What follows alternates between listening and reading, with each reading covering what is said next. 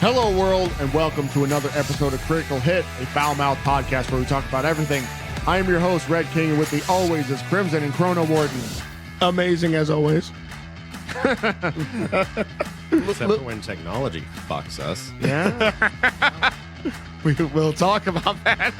Tonight, we're back into our top 10s. We are on number 6 tonight. Yes. What will we reveal about ourselves and our habits? I think I have a hot take for my number 6, so I'm excited for that. Okay, good deal. Good deal. You'll never guess what genre mine is. I'm Rhythm. He's a Dance Dance Revolution fan. Are you guys ready? Yes. We're ready. We are Critical Hits, and Top 10 Gaming number 6 starts now.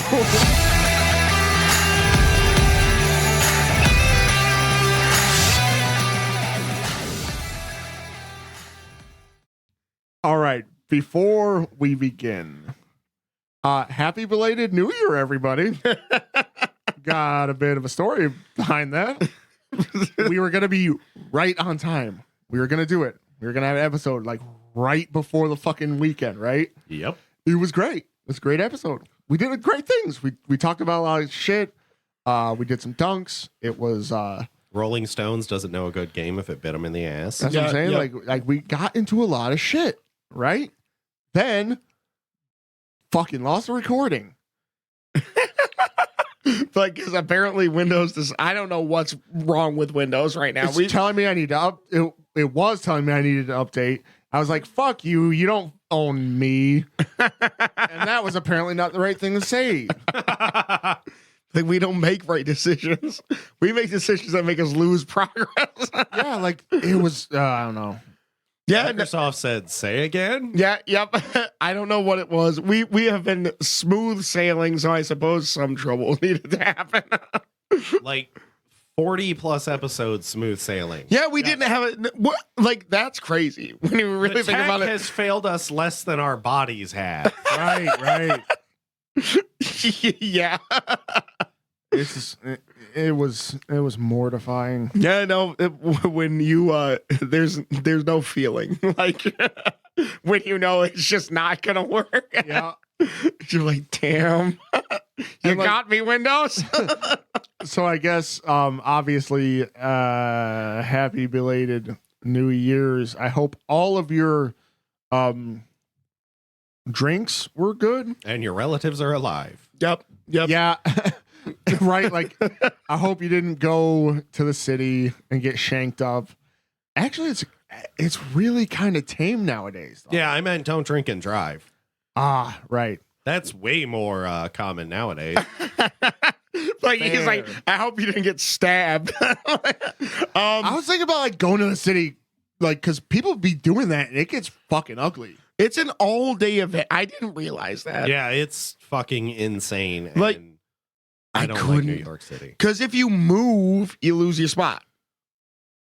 And it's standing room. Yeah, and the thing is, people people piss themselves for that.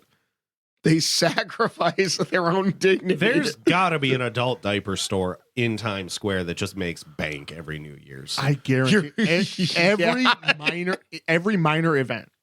Yeah, So yep. if you want to piss yourself, Like, we got you. I got you, fam. We're open 6 days a year. We Like- make $1 million per day. Like, you can depends on. Could you us. imagine? Fucking work 6 days a fucking year and you get $1 billion per day. But Dude. you got to deal with the weight of looking at these people. Knowing what they're about to do? I don't care. You give a pack of Depends and looking you in the eyes, like, bro, now I'm not even gonna have to move. Thank you, bro. Like, I've Doesn't thrill me. I've That'll be just served into the $20. destruction of mankind. Exploit it while you can because it ain't always going to be there. Yeah. So I Good was news is if you do get stabbed, diapers are hyper absorbent. fair. But, like, you can use it as packing material. Or get a tampon in there, man. Yeah. Yeah. What like whatever it takes to just like not die. So if they leave the knife in, leave it in. Rule 1. Yeah. If they want to be a dickhead and take that shit with them, you better hope you got a tampon handy. Or a diaper. Or a diaper. Your adult depends saved your life. My God. They're dependable. You can. I'm about to steal your joke. You can depends on How are you gonna do that right in front of me? like, and I announced it too. It was amazing. I've got all the gall. But all none of the bladder. Oh, we'll take that, I guess. all of the gall, none of the bladder. But my wallet couldn't be any fatter. Why? Call me Discount Marshall Matters. I don't know why when you put on the Eminem voice, you suddenly got bars. I don't know why it's uncanny. It's the voice, dude. You're just channeling his energy. Spitting feathers in my weathers. Yeah. Fucking. Yes. That's a word Out here about. with all these heathers. Yeah, that's a word about pigeons and thoughts. All easily found in Times Square. I do want to kind of parlay into something though. Just real quick. We had a short conversation about it today, and Facebook ads, out of pocket Facebook ads. So it's been weird, right? Okay. So did you see the message in the group chat? No. So there's a Chips Ahoy ad, right? Hang on, I got it. He's gonna pull it up. It is a 6-second ad with the most cojones I've ever seen.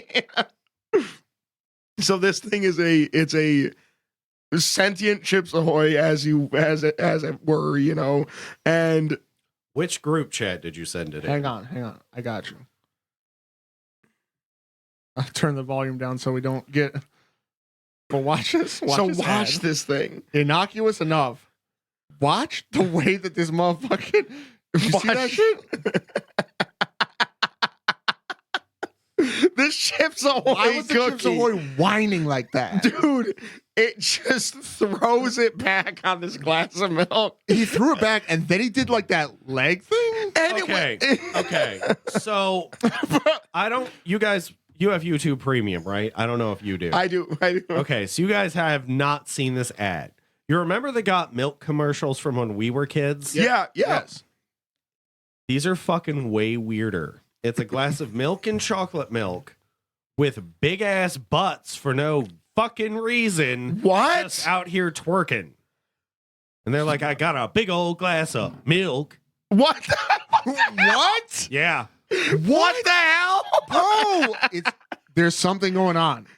I don't know what is happening with ads these days, dude. Like, They had one for CVS, the pharmacy, and the and I shit you not, it took me a while to figure out what it was about because it was like, oh, time to restock your wellness cabinet, and all they did was show this one chick with these huge ass. And she's just like fiddling around with fucking medicine in the cabinet. I was stunned. like, what am I? Oh, I have it silent, so again, we don't get a copyright claim. But Oh my gosh. but these. Yo, this is creepy Flash animation. Yeah. Yeah. It is a little weird. now remember, Adobe Flash is technically dead. Yeah. And they be still out here with the Flash animation. Straight vectors twerking. Bruh. Like it's clean no matter where you put it.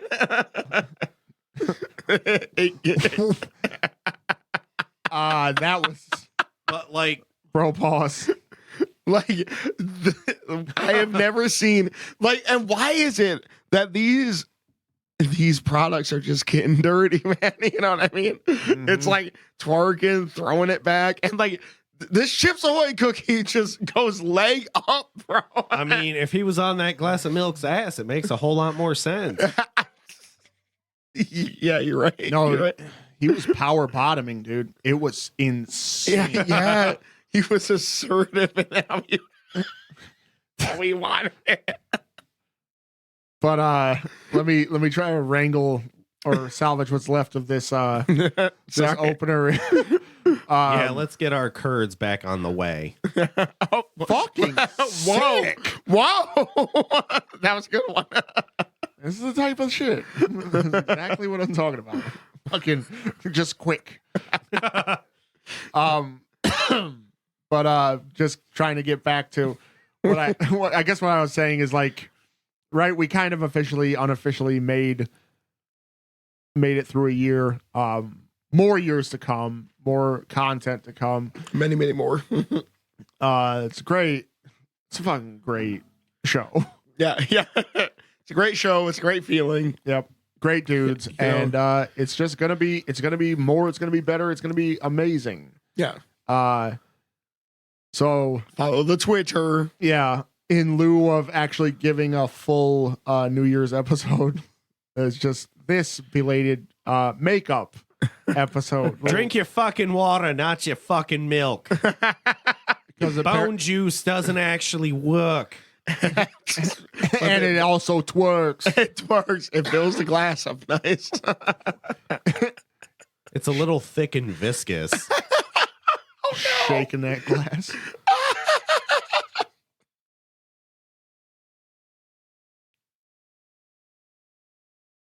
We're back. We're back in black. What the fuck was that? I could have really put more effort into that. We're back in black. Yeah. That wasn't even that good. But you want to know what's good? The games that we picked for our top 10. Yeah. We're on number 6. Shall we begin with the recap as we always do? Thank you, sir. So we'll go Red King. Once again, number 10, Saints Row 3.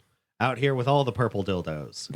It's called the shit. Excalibur, isn't it? No, it was something less clever actually. Yeah.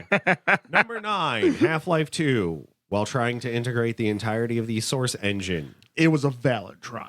But no, it wasn't. We both looked at you and said no. Number 8, SSX 3. Number 7, Unreal Tournament 2004. It was A good all shooter. all romps. Crimson. Number 10, Crash Bandicoot, the series. Good choice. Yeah. Number 9, Jack and Daxter, the precursor legacy, because fuck 2 and 3. Okay, quick aside. I've been playing Jack 2. Uh-huh. Game is fucking actually mechanically not very good. That doesn't surprise me. No, it's insane because you get into Haven City. First thing you want to do is jump in a fucking car. It is ridiculous. The cops are like fucking laser turrets. You bump into something the wrong way one time, little tiny look, and then all of a sudden it's just ass out. Everyone's trying to kill you. Speaking of ass, the NPC characters are definitely Crimson Thirsty approved.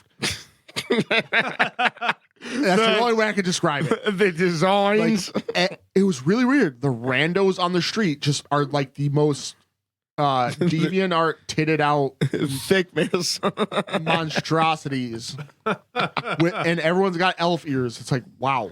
Ooh. But that game is really weird because the combat, the regular like punching and kicking and stuff, all Jack and Daxter, but it is in a very weird Grand Theft Auto. It feels like a mod. That's what I was gonna say. Yep. But Well, you know someone's probably modded that into GTA 5 or online at this point. I betcha. Yeah. But that was a shameless interruption. So Continuing. Yes. Number 7 for Crimson, Devil May Cry 5. Yep. Ooh. Good Well, game. number 8. Number 7 is Tekken 3. Which fair. I got that demo popping. For 8. Yeah, for How 8. is it? Better or worse than Street Fighter 6? I ain't even gonna lie, dude. I'm not very good at Tekken, but I gotta tell you, it's inspiring me. Ooh, Okay. hold up. Really good. We gotta talk later. Yep. Myself. Number 10, Knights of the Old Republic from Star Wars. Number 9, Fire Emblem Awakening. Number 8, Jade Empire. Number 7, blasting out of nowhere from last year, Cassette Beasts.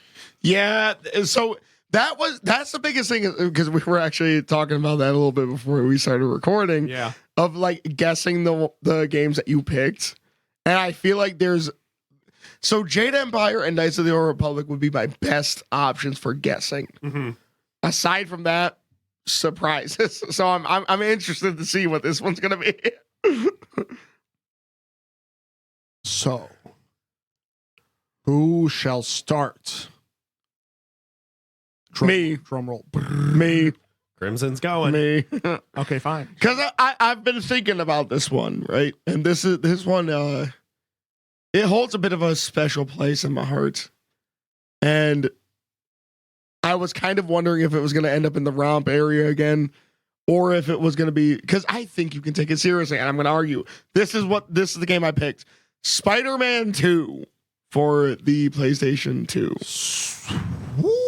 Okay. Okay. Okay. So here's the thing. It was a movie tie-in game that was actually good, which I think that in and of itself earns it a lot of points. Yeah.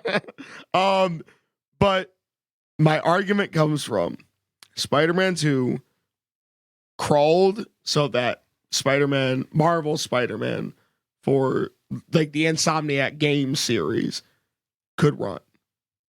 So Fair. when you talk about web physics, when you talk about the swinging, that really captured what Spider-Man was. Like, that game just was amazing. Like, you didn't think it was possible. Because there were 4 or 5 games prior. I might be exaggerating it, but there were 4 or 5 games prior where, you know, Spider-Man's just swinging and the webs are sticking to overhead clouds. Yeah. Yeah. Like if you played the original Spider-Man for the PlayStation 1, that's all it was. You'd hold down the button and he would just...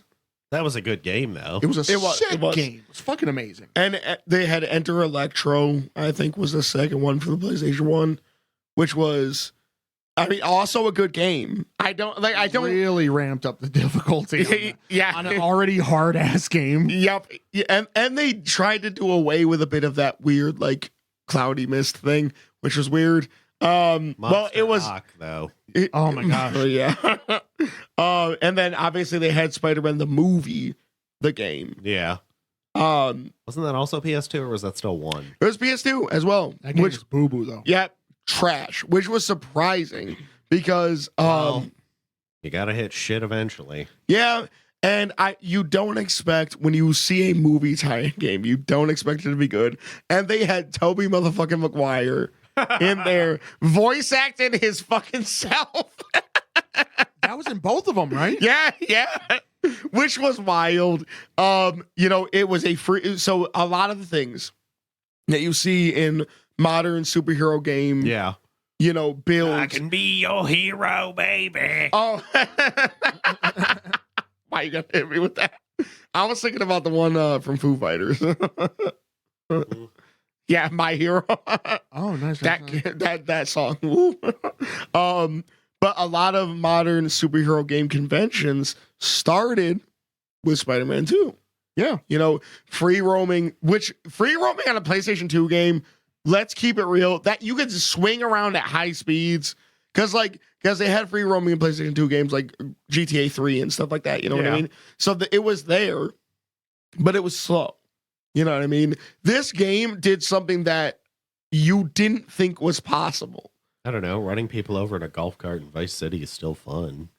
I'm not saying it's not. It's like a little bit more slower, more controlled thing. Like, Yeah, it's something that you're not hitting weird parts in the city and having pop in and like, which is something that happened in those types of games. Just you couldn't avoid it. yeah. and you had, you know, random muggings and things like that in the street, right?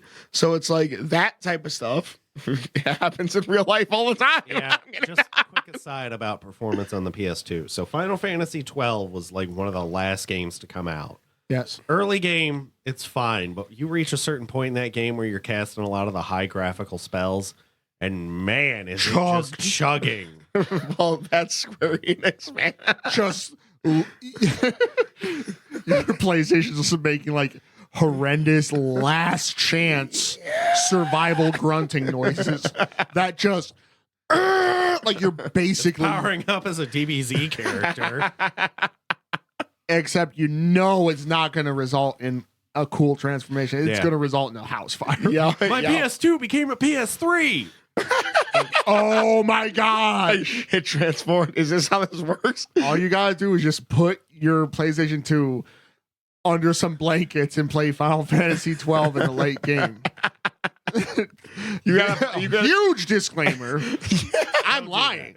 yeah. The funny part though is so like Some cunt might do it. while your characters are waiting to cast their spells, if you have any like auto regen or anything like that, your characters are still healing while they're waiting. So yeah, an always on game for a PlayStation 2. That's probably not a good idea. Shit's wild. So like, you know, when I look at you look at the skeleton of Spider-Man 2 and you see, you know, the Insomniac Games Spider-Man series, and it's like All the roots are there. yeah, you did this. You did back on the PlayStation 2, you did this. Mhm. And they didn't really recapture that feeling of truly being Spider-Man until 2 consoles later. Because they shanked a couple of Spider-Man games Mhm. pretty bad. Yeah. The ones that came out on the PS3 were not good. They were shanking Because that was the sodomists. Spider-Man 3 tie-in game was PS3. Yep. And 'Cause they I remember that one just like back when it was Tech TV still. yeah, not oh G4. gosh. Yep. And Everybody lambasted that piece of shit. they had two Amazing Spider-Man games, Mm-hmm. which was a thing. Then they had Wild. yeah. Then they had Shattered Dimensions was a good one. Mhm. I like that one. So you want to know what was another thing? Another quick aside, because now it's a whole can of worms or spiders. You remember the PC versions of these games were Dude! drastically different games. So No, so never hold on. So this is crazy because that is a real thing. So and this was a thing with games in general. Yeah, I know that. So like you would go and you'd be like, okay, you play this game for the console. It's like it's some tangibly all right game, and then you go to the PC and it's like it's literally a completely different. Yeah, game. they've lost complete features. I'm pretty sure Spider-Man 2 for the PC didn't actually have the web swinging mechanic. No, they didn't have any of it. It was clouds, web sticking to clouds. Yeah, Weird, like- because yeah, PCs were more powerful than the PS2. Yeah, PCs are consistently better, and you build the Even games now. on PCs. Yeah, even now. Well, so nowadays, because console is the bigger market, they tend to build games on console if they're going to be on console first, That's and then fine. port to PC. That's why you have so many shitty PC ports. How. Yeah, that is. Yeah. But I mean, I guess it's history repeating itself. Yeah, Because, it really is. I mean, Spider-Man games in particular, like the Shattered Dimensions Yeah. had a really weird, disjointed first person thing Oh, that went I remember- on. I I remember almost that. just did a fucking spit take because you told me there was a first person Spider Man game. Yeah, before VR. And it was really weird because it was only during the movie scenes. Yeah, And yeah. it'd just be like first person, you'd see his forearms like doing like web shit. It was weird. It was very hokey weird. as fuck. Yeah, There yeah. ain't enough alcohol in me to process that image.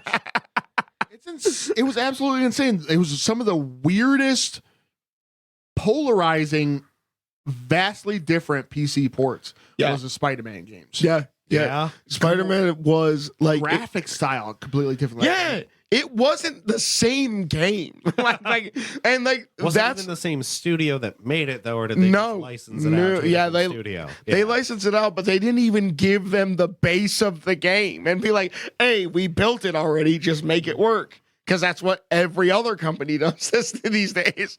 But it's Not like back then, there was a lot more proprietary software and shit back in the day. you're right about that. Like, can you port this to the PC? Sure, dog. Let me You gonna take a give look us at any it. of the code? No. no. Just make it work. I don't know how you did any of it, and you will not know. That's locked up tighter than Coke's secret formula. So my favorite thing, right, about one of my favorite things about Spider-Man 2 was the pizza delivery minigame. I Oh my remember God. that. So Yeah. and it's like you couldn't swing too crazy, which was insane because you had to control the physics of the web swinging. You couldn't swing too crazy because you would mess up the pizzas. And See, that bothers me because I feel like you should just be able to put them in a web sack. that's what actual Spider-Man would do. This is a game. They gotta make a challenge. Have you ever jostled a pizza? It doesn't take a lot. Right. When But I'm that's what driving home, saying. Like, you probably take corners too fast. Red probably takes corners too fast, King. I hate you. I'm red, too fast corners, kid. He just threw it at you, dude. I've had pizzas like all bunched up in the side of the box. So the one pizza joint around here, if you put it at a slight angle, so if you put it on your front seat, all the cheese will slide. Doesn't matter how you drive. It's like, motherfuckers, do you not know how to bind pizza to mozzarella and sauce together, you fucks? And it's wild. So I guess in a way, it's actually really realistic. Like, you shouldn't do a backflip if you're carrying pizzas at any capacity. Yeah. Spidey knows this. And he,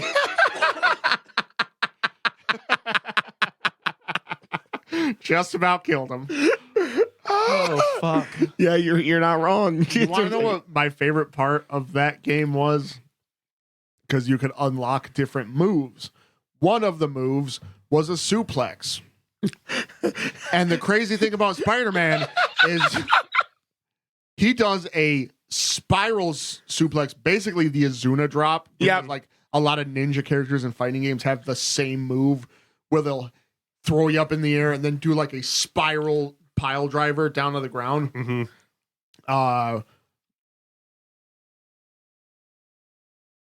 It was like Primary Lotus or something like that in fucking Naruto, right? Yeah. That Rock Lee shit. Yeah. Oh, wow. You dug deep for that one. Yeah, my brain, I had to Your brain pause. sounded like a fucking PS2 running Final Fantasy 12 with that one. I had to pause the whole shit, but I got it. I was like, damn, he dug deep for that. But you could do this at an infinite level. Yeah. So you could stand on the highest, take any random mugger, right? Stealing somebody's purse. Spider-Man grabs him, takes him to the Empire State Building. And I would like run around with them. Like you just like walk around with them for a little bit. And it's like, time to die. And then, and the thing about it is you sit there just spiraling the whole time. And crazy thing is like you could take fall damage if you jump Oh, that's from something a I high was gonna enough say. from a high enough point and you fall and you don't swing. But when you're doing that, You ignore all you ignore all fall damage. Not you your just enemy. you put it all up in this motherfucker's neck. Yeah. And that was the best part of that game. Yeah. You're right about that. Fucking Tallest J. Jonah peak. Jameson's just drinking his coffee in the Daily Bugle, and Spider-Man's just fucking suplexing a dude off the building. And he's like, "You fucking menace!" You're absolute menace. You want what he's having? Huh, JJJ? Like it was an amazing like, and that's the thing. Before you could really give credit to somebody like Insomniac or something, really a lot of open world, because any of the Batman Arkham games, you know what I mean? Any of I played Gotham Knight recently. Gotham Knight is terrible. So yeah. Now, is it terrible, or are you just not good at XCOM style games? No. So Gotham Knights is actually it's like stripped down version of Arkham games, but you have to essentially pay to win everything. So yeah, so if it was more of a strategic style of game, I would be into that. But like it was just it was awful. And the only thing great about that was Batgirl. You don't know horror until you see a character miss a 95+% shot. So that's happened to me in Baldur's Gate 3. Yeah. You just break the controller. Yeah. No, that's expensive. We're not kids anymore. We gotta buy our own shit. You just stand up and throw a temper tantrum and stomp your feet. You put your controller down, and then yes, you get up and stomp your foot. Yep. Or like punch the couch. Yes. But not too hard. And don't hit the arms of the couch. Like all this old people shit, right? Fucking you hit the arm of the couch, you'll fuck up your couch. Yeah. But if you hit the cushion where your butt is sitting, maybe you're okay. But yes, that's my number 6. There's certain games that just had a profound effect on what we currently play still to this day, holds true still to this day. And you could pop that game in a PlayStation 2 right now and still be impressed by how that game plays. So I gotta give it to Spider-Man 2, man. That was a good game. Okay. A lot of hours. That is an amazing one. Okay, You want to go next, or you want me to go? I will defer Okay. to you. Go for it. Okay. So, my number 6, and really my only bullshit one on the list. I picked the Wild Arms series. Oh, okay. So we all had a series thing, kind of. Except for me. You had tried a an engine. Yeah, you tried an entire engine, which is actually worse. Like, at least they're all the same fucking series. Con fucking darn it. They have different engines sometimes. They have a different engine sometimes. Yes, but you tried the Source engine. Which is literally everything. Any first-party fucking Valve title is Source engine. I'm going to figure out a way to finagle that in. I'm going to find a way to do it in a different slot. Continue. Okay. So, Wild Arms is a game I've talked about a little bit before. Wild Arms 1, I originally borrowed from a friend of mine way back when. And the setting is post-apocalyptic Western. Yeah, aesthetic. Like Yes. crazy. So the basic premise is that your characters reside on the world of Filgaia, which is dying after, at least in the first game, and it's referenced in the others, a war between demons, quote unquote. They're actually aliens. Right. That invaded the planet, and a race called the Elu, and mankind allied together to defeat them. It's like elves and humans, Yes. kind of. Okay. And that war is basically killing the world. So you're literally saving the world in a space Wild West. Yes. Like, this is everything I need. In multiple versions of these games, you go to space. That's pretty sick. So I have a question. At what point do you go to space? Is it early or later in the game? So in one of them, in most of them, it's fairly late. In one of them, it's like the middle. Because that's got to be a pretty crazy feeling. You know? So, like, the first game is they're called drifters in later games, but the idea is that they're people that wander the wastes looking for treasure to try and earn money. Right. In the original game, they're called dream chasers. And the cast of the original game is Rudy Roughnight, Jack Van Burace, and Cecilia Adelheid. Oh, okay. How'd you somehow manage to have like the craziest but coolest names? Well, so in the first game, arms users, that's what the title is, Wild Arms. Arms users, arms are the guns. They're considered cursed weapons in the first game because that was the weapon that the demons used. Imagine just a bunch of aliens with the blickies. Is it gunpowder? And then you took one and you're just like, I think I know what I'm going to do with this. So, as again, there's that progression from Western towards more sci-fi. You start out with like a revolver or a shotgun. You'll get a rifle. You eventually get like an RPG or something. You end up with like fucking plasma launchers, a laser. I really have come a long way, haven't I? So I think one of the best story beats, and me and Crimson are kind of experiencing this because I've watched Attack on Titan like 4 times in a row, and we're like, at the time of this recording, it's like the 4th, right? And the 7th is when the final episode of the final season, final actually comes out. One of my favorite things about a storyline is when you establish a world and its characters and all they know is a certain amount of stuff. And then next thing you know, you blow it all up to a huge proportion. Yeah.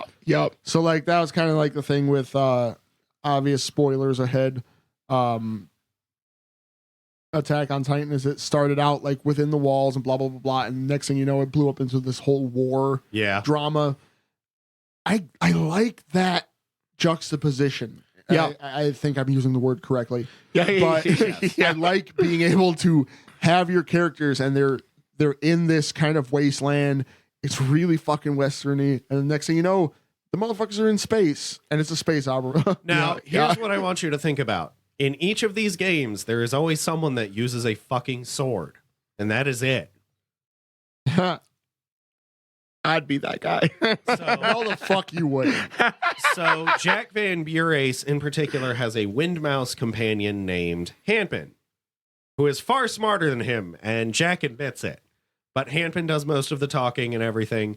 And Wild Arms is cool because in the first 3 games, the characters had tools that you would use to solve puzzles.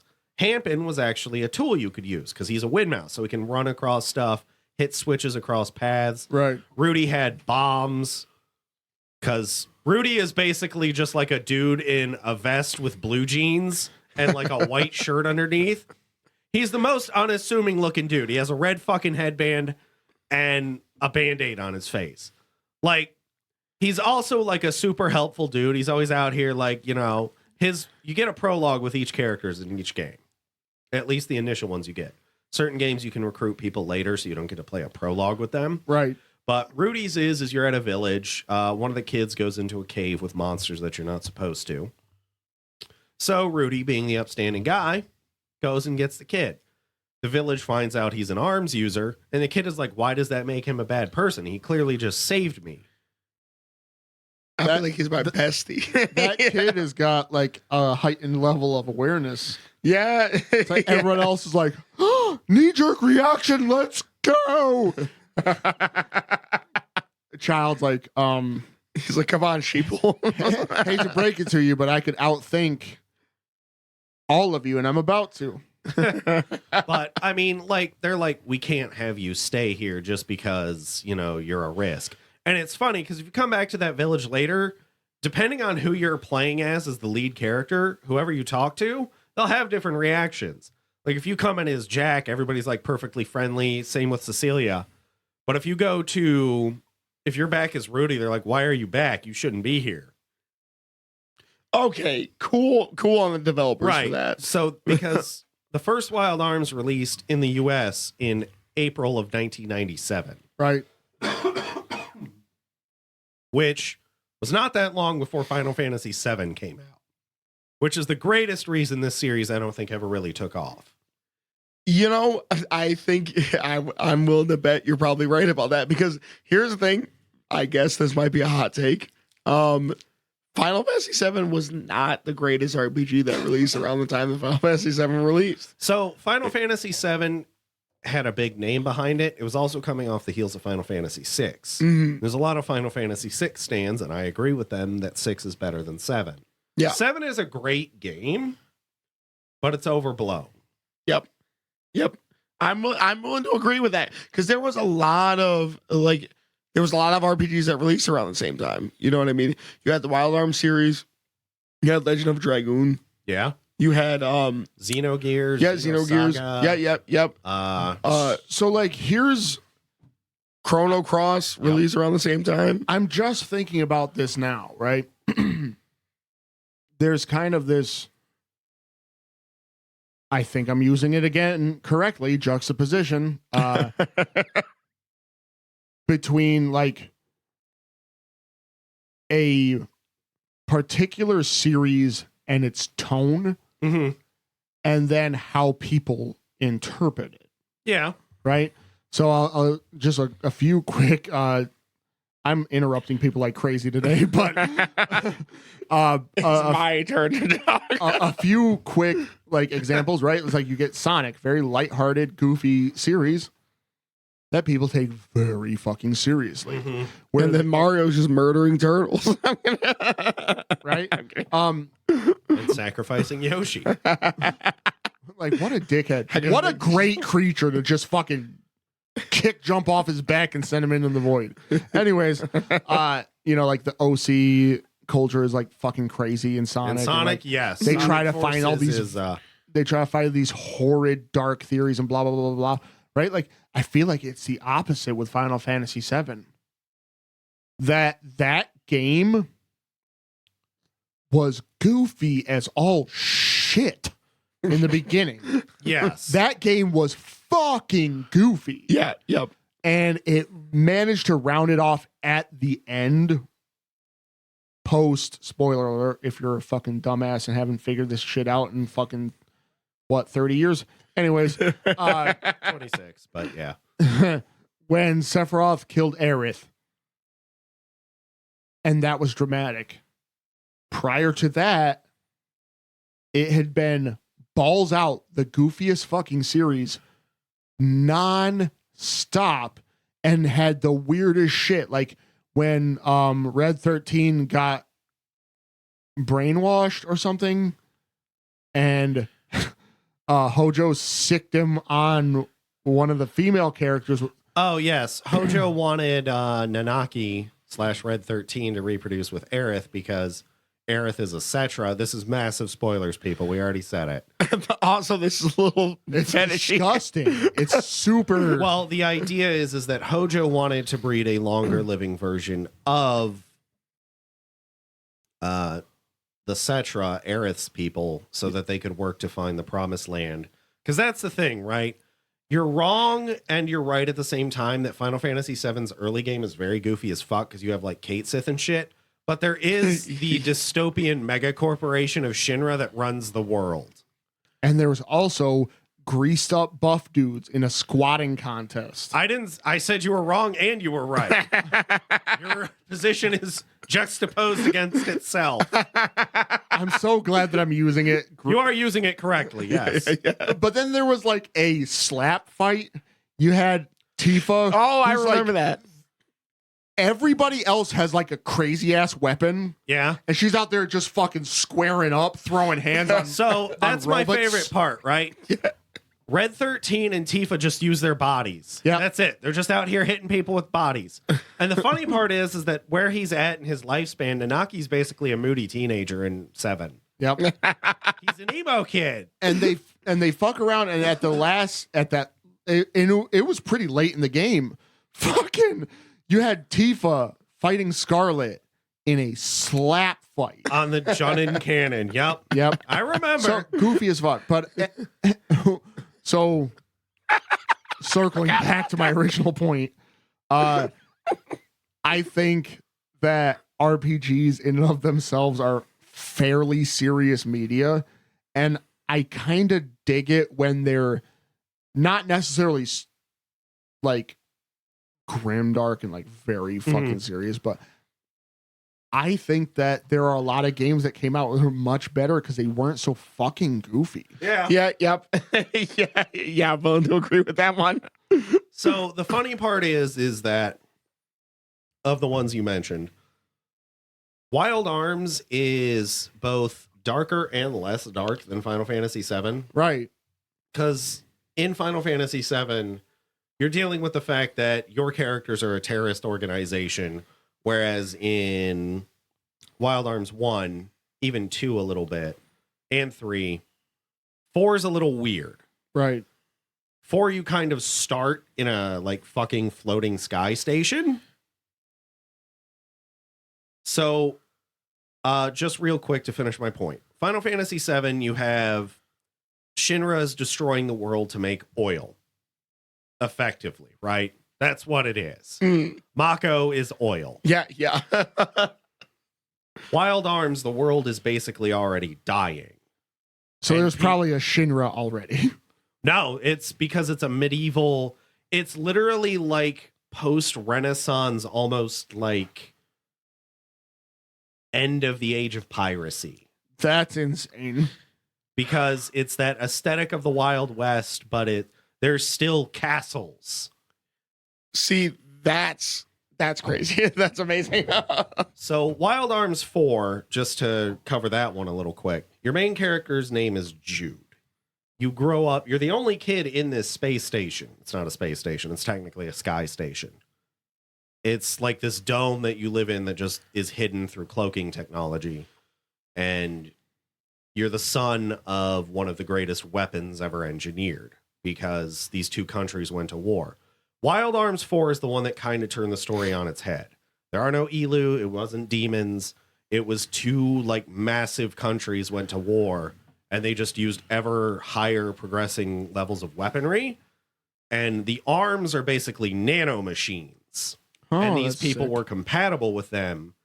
And they could make stronger and stronger explosions. It's a lot like Vash the Stampede with the Angel Arm. Oh, yeah. But you literally like find like a wasteland where two of them collided and it just blew everything apart. It's like space Hatfields and McCoys. Yes, quite literally. Yeah. But the game starts with you running around. You're doing errands for people around town because your mom is trying to raise you right. But like, you end up finding out that Jude is the son of a guy named Hauser. They have the same hair color, everything like that. Hauser is a badass fucking dude. Like, you run into him a lot through the game. He's like friendly with pets and stuff. But his goal is basically he's trying to erase the remnants of the people that destroyed his home. Because his side lost. Oh. That's a cool motivation, though. Very cool character motivation. Yeah. But like, you run into him, he's like petting dogs and stuff throughout the world. He'll talk with you. It's really cool. But it starts with, because your mom and the people that live in this station are scientists, the opposing side wants them to continue to develop weapons and stuff. Right. And they're like shipping in arms and stuff. And you learn Jude is actually arms compatible. Because one forms in his hands and you get your first boss fight. Whoa. Because he ends up saving this girl named Yuli, who was able to also like, because basically one of the goals was they seeded the world with nanomachines to try and change the weather so that they could fix the world. She can control them and summon these massive monsters, the Guardians. So it's like a Final Fantasy summon. Yeah, pretty much. So 1, 2, and 3 had very similar classic turn-based combat thing, right? Characters would move around the battlefield and stuff, so it created some kind of like cinematic stuff. Wild Arms 4 and 5 used a hex-based combat. There were 7 hexes on the battlefield, and 3 of them would have a random elemental assignment. So you would have air/wind, earth, fire, or water, and then there was just the neutral element. Depending on where Yuli was and where like certain characters were, if they had an elemental attribute, if they were in that element, it would do that damage. So her guardian changed based on where she was. 4 was very interesting mechanically for that, but it's probably the weakest one to me in the series of the ones I've actually gotten to play. Mm-hmm. 3 is probably the most famous, But to me, 3's gameplay stagnates about 2/3 of the way through. It's a really great game. The main characters are all cool. You've got, this is the only one that's female-led protagonist, Virginia Maxwell. Mhm. She starts out in a village very similar to what Rudy starts out in. And there's a local tribe of goblins, that like extort them for protection money, basically. They live in the mines nearby, and like they kidnap her parents, or no, her aunt and uncle, because her parents are gone. Yeah. You can't be a RPG protagonist without having dead parents. Yeah. Well- your parents must suffer.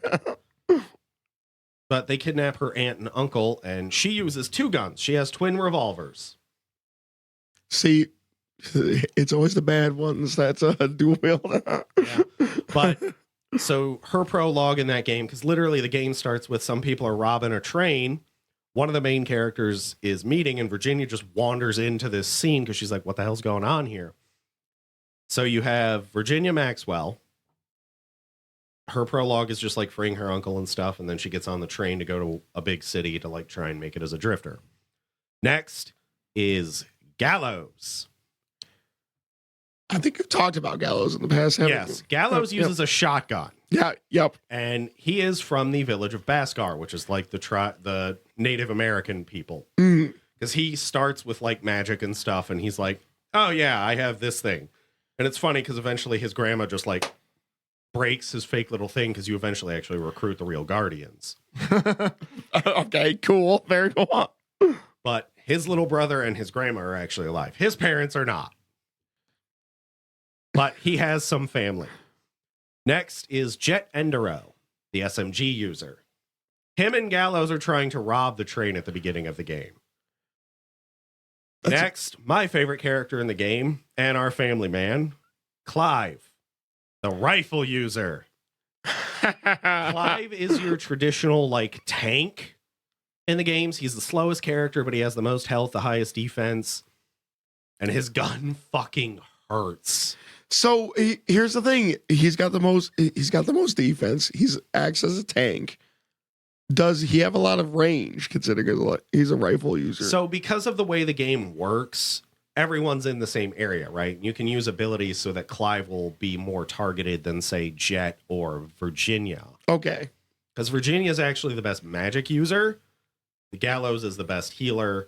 Jet's really good at just like, because you can upgrade their guns in different ways. And that's the other cool part. The arms, you can customize how you upgrade them.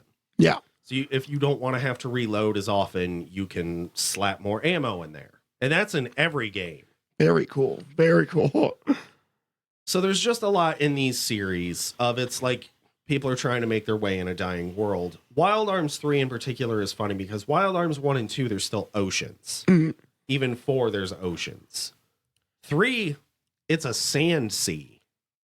Like one of the mechanics in the game. So first of all, 3, you get horses. You can fight battles on the horses. That is fucking sick. And it Wow. has animations of like your characters will be shooting, or there's spell animations while you're on horseback. You eventually get a vehicle called a sand ship that you upgrade very similarly to your arms. Yeah. And depending on where you put characters. So if you make the pilot the fastest character, your attacks, you can act more often. Mhm. If you make Clive your gunner, you're going to hit like a fucking Mack truck.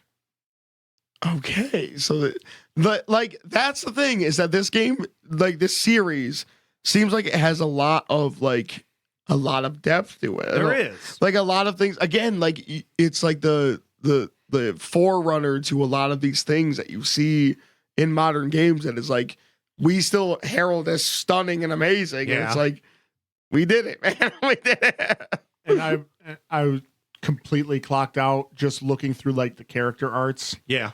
Because I just sat there and just started thumbing through all the character arts for like all of the Wild Arms Mhm. games.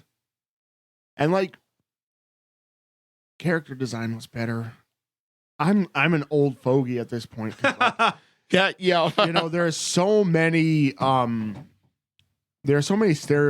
waifus that you could just cycle through with every series now, because like fucking they all have like an archetype and a hair color Yeah. and a voice tone. Like it's stagnant.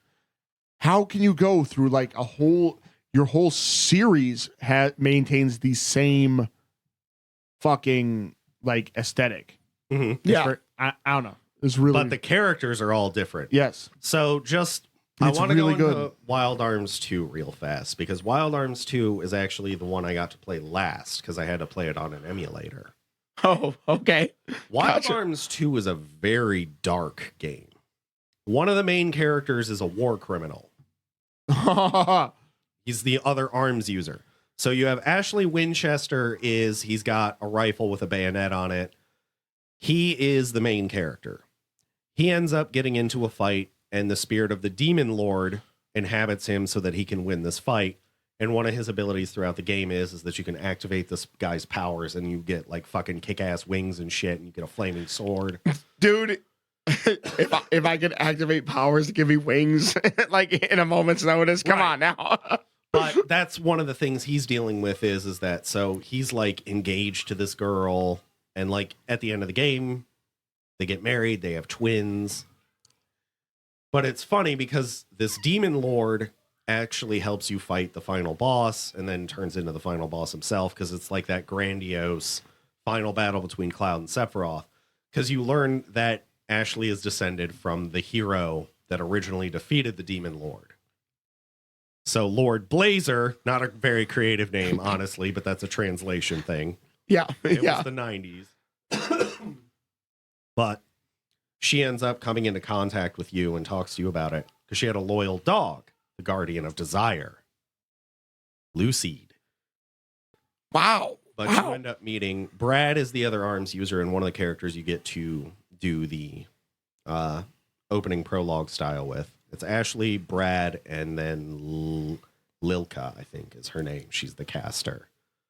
But Brad's story starts with he's being pursued by bounty hunters, and you come to like an abandoned village where there's a kid that's just like stuck. And Brad gets him home and then runs. But And you got to give credit where credit is due with these types of games, man. Like, yeah, like the amount of care that is put into, and even still with modern JRPGs, but like more so back when Yeah. game development was all or nothing, dude. Like it wasn't this like by the books formulaic thing where it's like this works, so let's keep doing that. It's like you had developers that were just giving their all with every game, and it's like. And you can feel that just listening to it. I'm like, you know, these are developers that put a lot into well, this. it's funny because you end up like there's one of the extra characters you recruit is the Guardian Shaman. He's your second caster, which it's funny because in the first game, Cecilia Adelheid is both the Guardian Shaman and the Crest Graph user because that's their magic system. Right. So she formed both of those roles. They're separate in two.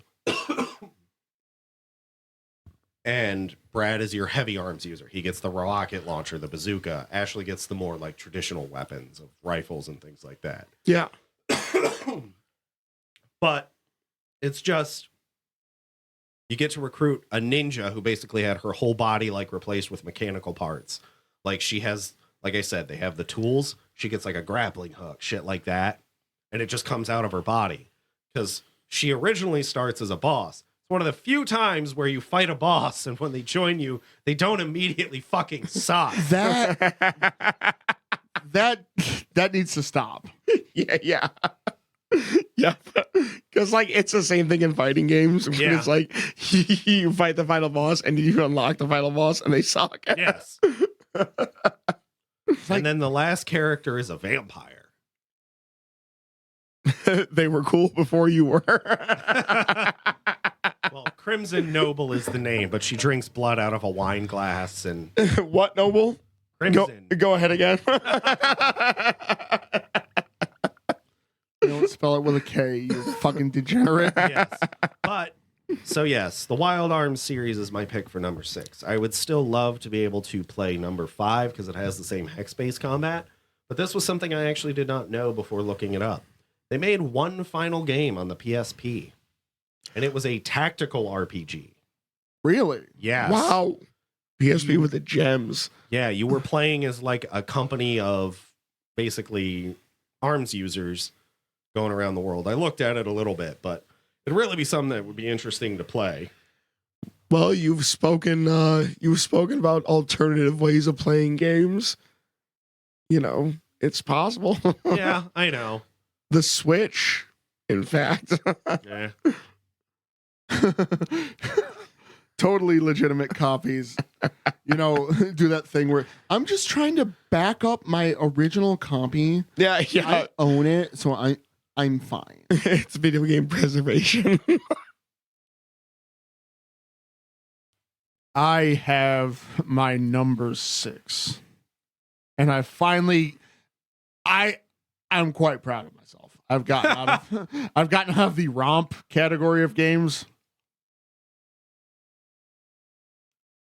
You're second guessing yourself. a little bit, because there were parts of it. Okay. Well, every good story has a little bit of comedy and brevity to it. Yeah, the comedy and brevity in this game was actually fucking horrendous. I think it would have really done well without it. But I can stall no longer. And I know when I say it, I'm going to catch a little bit of fucking flack from it. Because I've got the connoisseur over here in Chrono Warden. What are we talking about? I'm stalling, bro. I'm stalling. Final Fantasy X. There, I said it. Okay. Got it out of my system. No, I'm not going to hate on that. So, okay. Had you said Final Fantasy VIII, we would be having a much different discussion. I honestly like Final Fantasy VIII. I don't. So Final Fantasy X, I that is fair. So Final Fantasy X is special. I'm gonna let you continue, but Final Fantasy X is kind of special. It was the first Final Fantasy game I had ever played.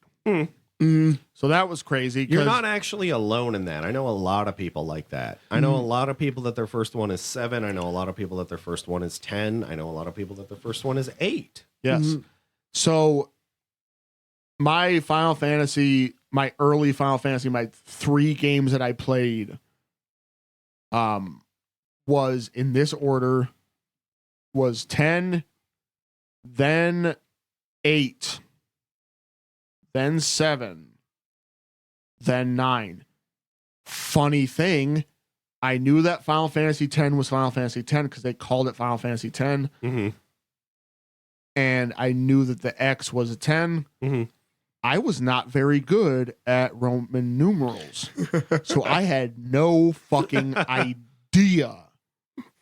And it makes a lot of sense. Yeah, because I was playing them all. It was all out of order, and it was really weird because the graphics were getting good and then bad. It was insane to me. I forgot about that. That is a real thing. I didn't know Roman numerals until I was like in my fucking 20s. Fair enough. Which is, I knew it was going to reveal something about me, and I foreshadowed this in the intro. But let me try to get into this game, right? It has stop laughing. It has one of the worst plot lines ever because it is in and of itself an isekai. So I'm gonna stop you. I'm gonna tell you it's an isekai. I'm gonna stop you real quick though. How are you gonna sit here and be like, "This is my number 6 of my top 10 video games"? It has one of the worst plots ever. I gotta be fucking honest with myself. Okay. I am a man that cannot stand isekais.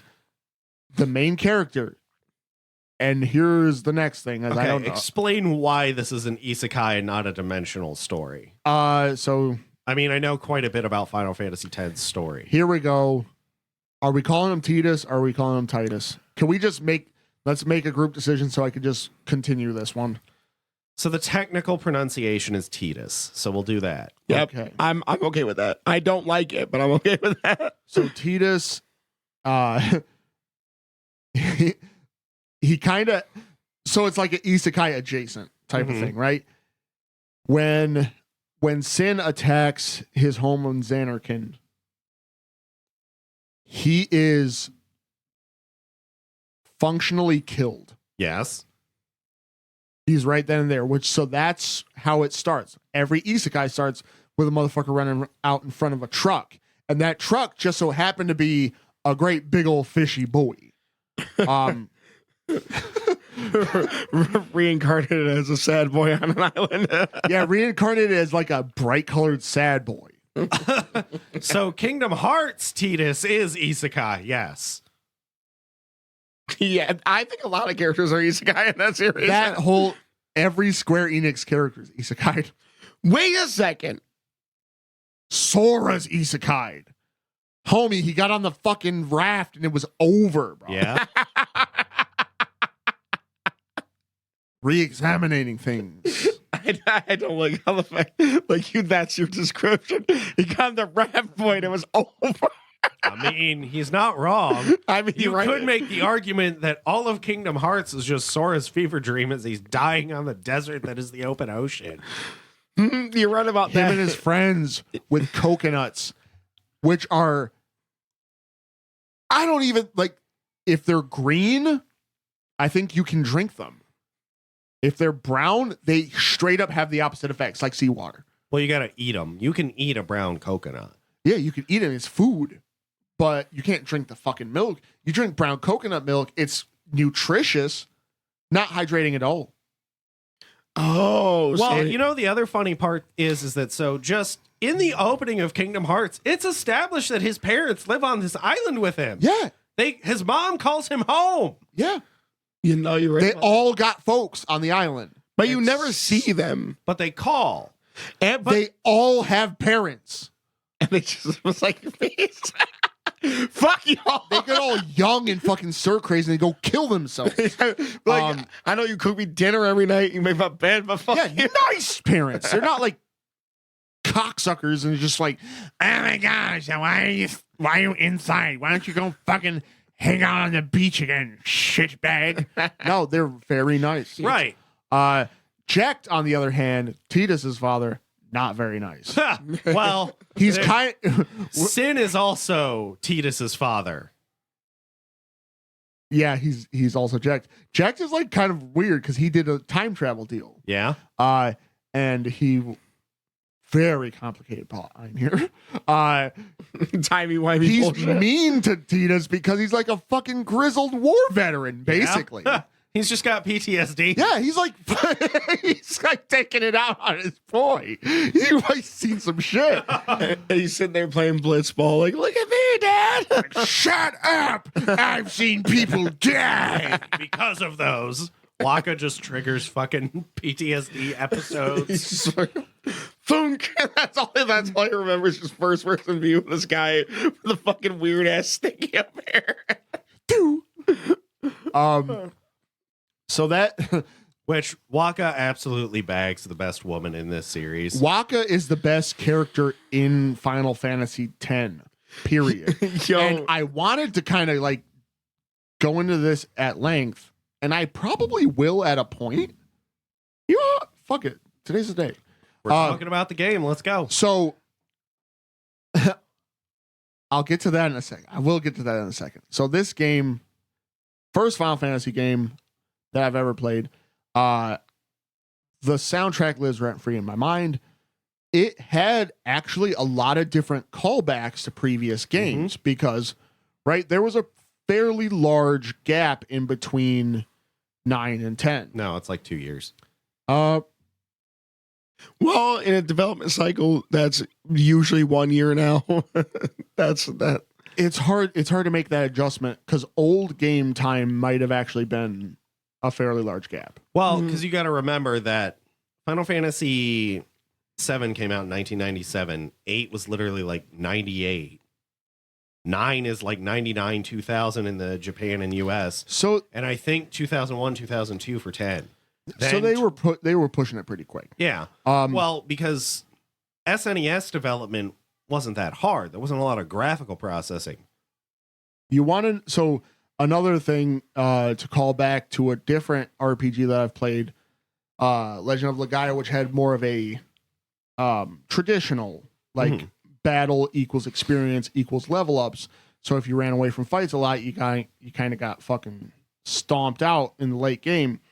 This game, on the other hand, had the sphere grid system, which was like crack cocaine to me for some reason.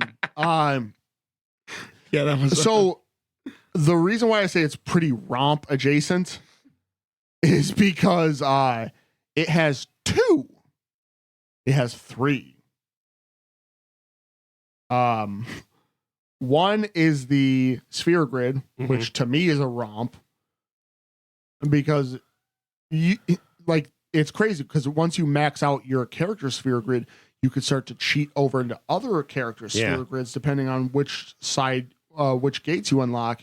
So you can cross train and make them like able to do different things like cast spells. All of a sudden, like Waka can cast spells, or like RN can do like thief shit if you wanted. Yeah. Yep. Which is dangerous with that man. Yes. All he would steal is your heart. And then die. He was such a zaddy. He was the original. He was daddy. Titus's real dad. Yeah. Yep. Yeah. Because Also a war vet. and an alcoholic. and he was a drunkle. Yeah. He was a fun drunkle, is what he was. Freaking drunkle. Orin. The second romp was Blitzball. Because if you just press square instead of X, there was a lot of NPCs, random as fuck, that you could just recruit to your team. And it was a situation where and I've tried a couple of times to get back into playing this game. And once you get into Blitzball, once you get past that first game, which is dramatique as fuck, as far as Waka and his character development, which were kind of inching closer to my original point. You get into a new area, and next thing you know, you're square pressing instead of X pressing to get the NPC dialogues. Missing shit to try to like get fucking recruits. And to me, it was stupid. I was playing it really weird because I would find a new recruit them, no questions asked, play a game, figure out if they were shit or not, and I'd be like, okay, well, when I find a new group of people, I find a new group of prospects, you're the one getting the fuck out of this team. You didn't make the cut. Yeah, you didn't make the cut. I was getting so deep into this fucking game. And Remember that? honestly, if Square Enix released a standalone Blitzball game, like they just kind of need to do that. Like Blitzball, Triple Triad, what was the fuck? There was Tetramaster was Final Fantasy IX. Yes. They just need to release these games. Like do it in a collection. So Tetramaster actually and Triple Triad have physical card game versions. But I those think are they're expensive. Japanese only. Don't tell me that. Well, so you know what's funny is that this just reminds me of my Witcher 3 playthrough. Gwent. Yes. Good old I Gwent. spent way too fucking long playing Gwent. They released a standalone game and I was like, I cannot play that because I will not have a life. Yep. You have to understand, I opened a guide, found everyone I could play Gwent against, and went and challenged them. I was going back to areas that I had cleared quests in 10 plus, 15 plus hours ago. Gwent will ruin your life. The third romp was and it's actually one of the most stressful romps because in Final Fantasy X there was a lot of things that you could only do the first time you went through an area. Yeah. Once you unlock the airship, you can double back. But if you missed it, you miss it. It's fucking stressful. Like, you know, even dumb shit like Awaka, the merchant. Yeah. Who asks for a little bit of money, and the first time when you're on the ship sailing to Kilika. Stressful. Because like there's a formula to how much money you should give them depending on what types of items you want. Yeah. And that is great. And like for you to just come up with that, like, did you expect multiple playthroughs just off jump? Yeah. It's like The Cloister of Trials to get the Aeons, the Eidolon summons. They're There- Aeons in 10, yeah. Yeah. So you could just finish the main objective, or you could do a little extra and find special items. Didn't like boss fights have bonus objectives 2 and 10? Some of them did. Yeah. Yep. Like there was one in particular that involved trying to prevent a boss from pushing you off of a cliff. Mm-hmm. You could lose the boss fight by getting pushed off the cliff and then it triggers something else. Mm-hmm. Or you could, if you were real beefy, you could stop him from pushing you off the cliff, which gave you a little bit of a different thing. Right. Stealing items, depending on what monsters and like rare monsters, if you stole items, like it was that type of romp where it's like now you're obsessed with trying to do every single action that you can do in an area. You're now stuck on doing it. Yeah. Yeah. Before you leave for the first time, yeah. Yeah. I think that the characters were Don't hate on my people, bro. I liked the characters. I like them as much as I can. Actually, fuck it. You want to know what? I'm going to let this nostalgia ride. They're just as good as any character, any like standard fucking character in any RPG. They're just as good. I do think so. Here's the thing. I think some of them are much stronger than other characters, though. And which leads me to my next point. That's a segue, boys. Well, Crimson has something. So I think that because I do agree that there's a lot of strengths to the characters, right? What I don't like, and I'm just gonna be straight about it. So with the way that they have the narrator, I can't stand that. So it reminds me of like one of those old movies, like an Adam Sandler movie or something. Oh my gosh. Where it's like it's Adam Sandler narrating. Heel went up the hill. And it's crazy because like it's Titus's voice, but like he put a little bit of deepness on it Yeah. to signify that he was a little older.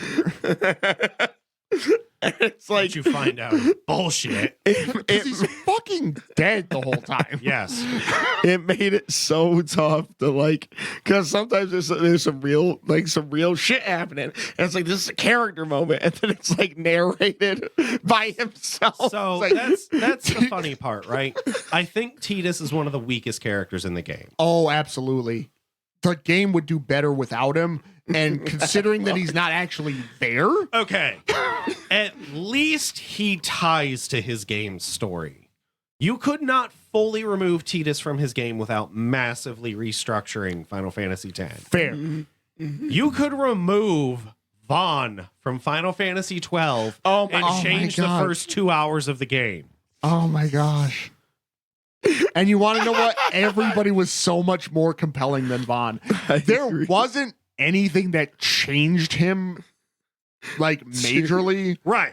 Dude, his 'Cause English Titus- voice actor was horrible. Because Titus, he eventually started to grow into his devotion to Yuna, his own ideology. He stopped. There was a point where he kind of stopped being whiny. Yeah. You know? Well, that's like Cloud, right? Cloud does go through some very good character development in Final Fantasy VII. Yes. He once his PTSD is sorted out and Sid's like, pull your fucking head out of your ass, he does it. Yep. Fucking. So to round off these characters, we have Titus, who really grating because like he starts assing out in a scene, and then after the scene is like, I was pretty upset that time. But all I really wanted Was to play blitzball. like it was crazy. You had Kimari Ranso, who was my favorite because when I was a teenager playing this game, I was a real fucking spindly, skinny kid. And you want to know what? He was just so cool because he was so fucking brolic and he was like quiet. And my voice was cracking a lot Yeah. when I was a remember those teen. days. And like And his voice was not cracking at all. Yeah, his voice was like very good. Yeah. And Titus, why do you sound like such a little bitch? And that really upset me. When he said that day, that really upset me. Like, dude, really? you had Riku, Yep. who was, you start to get into that waifu bait, of course. I liked Riku's hair. That's a really weird thing. That's to say. I mean, I didn't mean to sound so sus, but like the braids, it was cool. It was good. Riku is actually a good character, Yep. though. She has a lot of good development. Plus, she's Yeah. crafty, so I also really like the Albed like language thing Yeah. because there's a whole side quest to it. Riku is a better character than Yuffie. For sure. Oh my gosh, 100. It's like people were learning. Yep. That's 700%. That's 1,000 Because infinity percent. Yuffie, if Yuffie was in a Dungeons and Dragons party, She'd be killed the second she takes the spell book from the wizard. exactly, like she is a player who just fucks over the party and says, "Oh, that's what my character would do." Like, it's like, shut up. Meanwhile, Vincent's out here like, "Yep, shame, no magic, huh?" So, to round off the party, you have Orin, who is, we already established, he's fucking badass. he is Yep. Titus's real dad and responsible for everything that is good about him as a man. Yes. Yeah. Jacked, you're a fucking scumbag. You have Lulu, which Come on now. didn't Fire. even realize how fire that fucking character is. Yep. It didn't click. No, you're right. It didn't click. And then for doing some some post game research, I'm just like, wow. you're like fucking goth. You're like mommy. You're like A lot. whoa, A lot. damn, yeah. And then Yuna, who is the Yuna's the actual main character of the game. for sure. Yeah. Well, that's It upset me when they said that. Case in point, she was the lead character of the sequel, Yes. yeah. which is bullshit because I made an appearance as a differently named character in the sequel. Fuck you, Titus. So one of my friends is like, Final Fantasy X-2 has one of the worst stories in the franchise, but it has the best gameplay. Yeah. I can agree with that because the story was awful. Oh, it was But- like somebody who was drunk. I've been drunk and come up with really weird, non-connecting thread, tendril-like plot points floating in the ether. That's exactly what it felt like. Dude, it was like a fan fiction. Like you really gotta almost abandon that whole shit. Yeah. The only thing that was good about 10-2, which is once again circling back around, is 10-2 features Waka and Lulu with their baby, right? Because Yep. in the post game Canonical. they get married.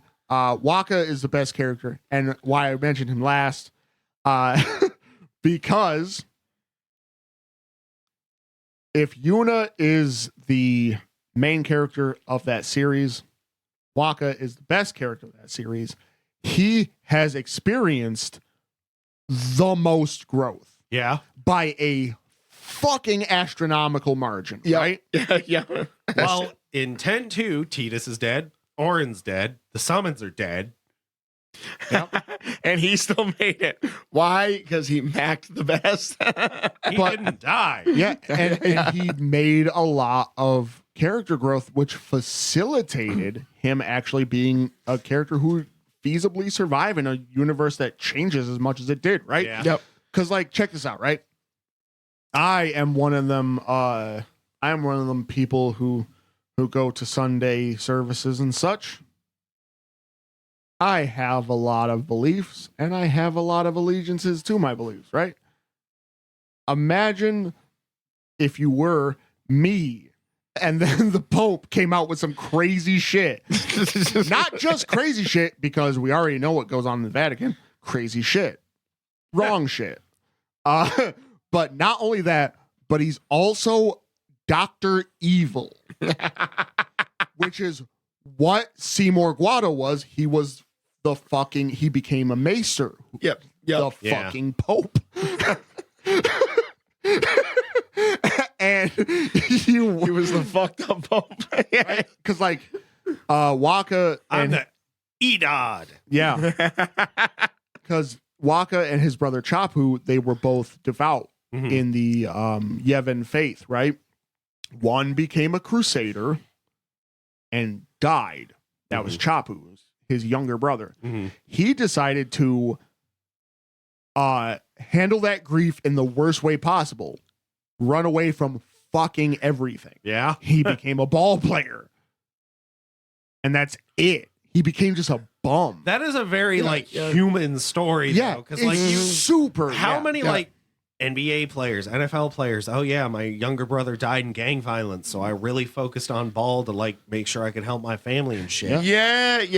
But he did it in kind of a chaotic way, right? Because he just abandoned everything. Right. And then Yuna became a summoner, and he kind of wanted to follow in his little brother's footsteps, but was still doing it like part-time. Mhm. It's like crazy.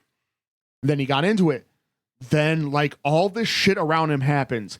Everything that he staunchly believed in turned out to be bull. Ripped apart. Yep. Yeah. The Albed. He was super racist against the Albed. Yeah. Mm-hmm. Learned about the truth and was mature enough to just be like, all right, setting that shit aside. Yeah. My bad. When he learned that Riku was an Albed and that Yuna's half, Mm-hmm. he set it aside. After witnessing the truth pass all the bullshit, fucking Seymour became a maester in the Yevon faith, basically the Pope. And then all of a sudden, like, his whole plot line of like becoming immortal and shit. Yeah. Like, he watched that happen. He watched the Pope become a supervillain. He was like, shit, really? And he got out of it. And then he started a family. You know what I mean? Lulu was actually Chapu's betrothed. They were engaged. I do remember to that. be married. I forgot about that. And like they helped each other through their grief. Yeah, he really is the best character. Isn't he? Yeah, he had It's like Waka, Lulu, Orin. Yuna's probably equal to Orin, and I'll put Riku there. Yeah. Yep. And then Tidus. Tidus is below. I don't remember the Jack Blue guy's name. Kimari. Yeah, Yeah. Kimari. But he just so happens to be that way just because he doesn't talk. Yeah. He's I- still a better character than Tidus. I like his little struggle against the other Ronsos, man. Yeah, that was actually really cool. like because they isolate him in his boss fight against Biran and Yankee, yeah. and it's just those two are beating the shit out of Kimari, and he manages to fucking whoop him. Yeah, yep. It was Very there's cool a one. lot of good moments in that. I think as far as gameplay goes, because I'll wrap it up because I could go about this all day. But like some of the gameplay aspects where I'm kind of a fan of introducing like singular stuff, even though you may not use it again. So there are certain parts of the game where you can give commands to move around the field. It's not like hellish. Like you could command them to do a pincer attack and move half your party to one side of the enemy and then the other side. You can do during the battle with the Everay, the big fucking dragon. Oh, that was so that cool. guards Yeah. Oh my gosh, now I can't even remember. Shit, I'm an idiot. I should be able to remember all. I was doing great remembering shit. Yeah. I was doing great remembering everything. And I fucked up at the end. But you could move the airship in and out during the battle to avoid like a poison breath attack. There were like just stuff like that. There was times when you'd isolate the party. There were some characters that weren't good swimmers. Yeah. So when some shit popped off in the water, you would have Tidus, Waka, Riku, who were swimmers. And they were your chief swimmers. Yeah, I don't think Orin likes going in the water. No, Nope. Nobody else can go under the water. And I do like the fact that like even little details like with the Everay fight, it's like you had, Tidus would call out commands, obviously in Tidus language. I'll call it English. Common. Yeah, common. We'll go with that. And then Riku would call it out in Albed. That was cool. Yep, and only they could issue commands to the ship because of their connection to Sid. Yeah. Which was cool. Like that was like that. They had so many little details that made that world just awesome. Yep, and they're like depending on what actions you took during battle, it would change the turn order. Mm-hmm. So that game, even though it was kind of the perfect game for me, right? Because I'm not smart enough to handle a much more in-depth RPG combat system or like character building stuff like that.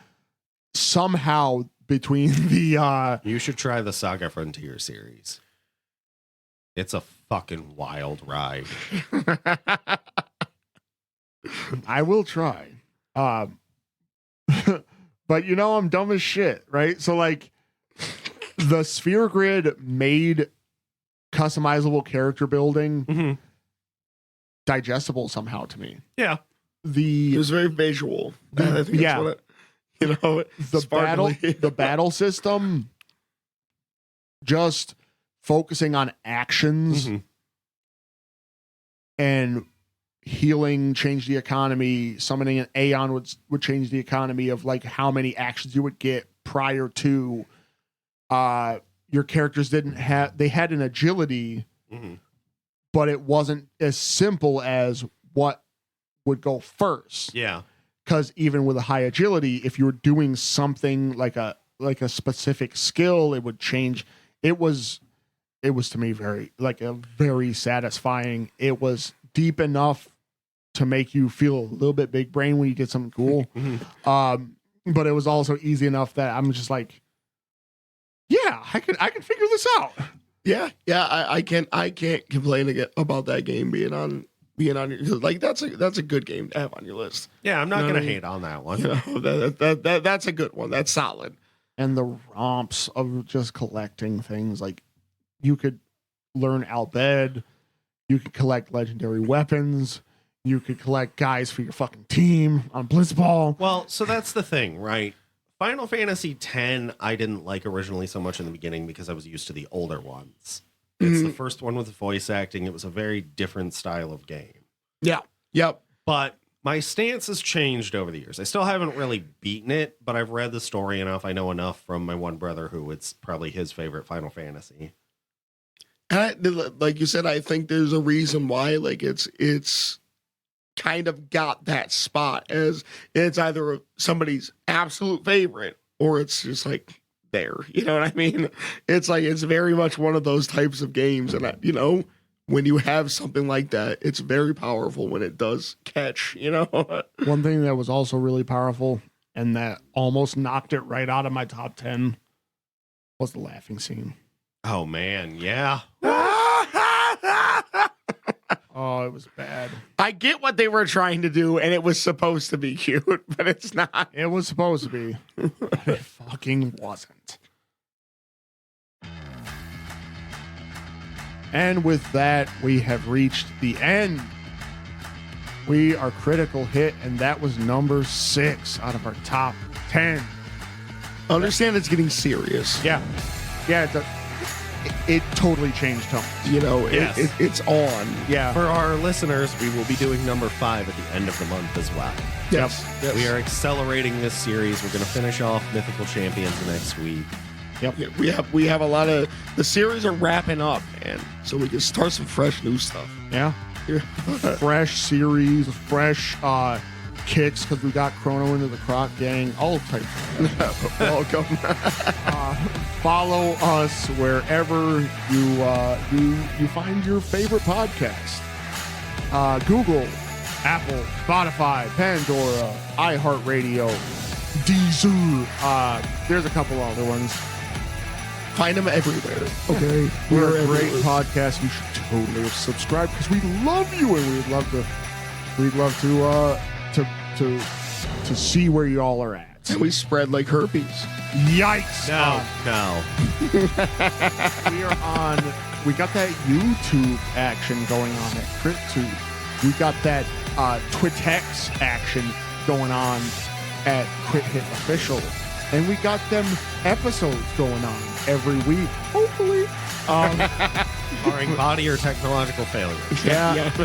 Till then, save often and update your shit. That applies for video games too.